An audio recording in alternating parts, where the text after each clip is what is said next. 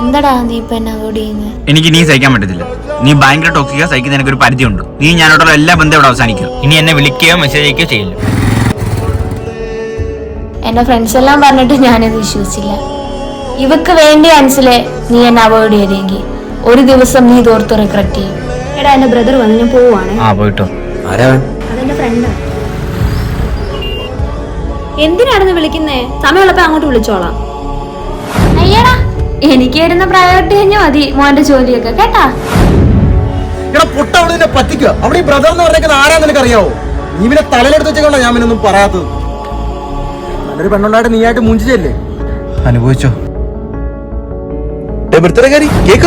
ചേട്ടാ ഒരു 10 മിനിറ്റ് കേട്ടോ, അൻസിൽ ഇപ്പൊ വരും.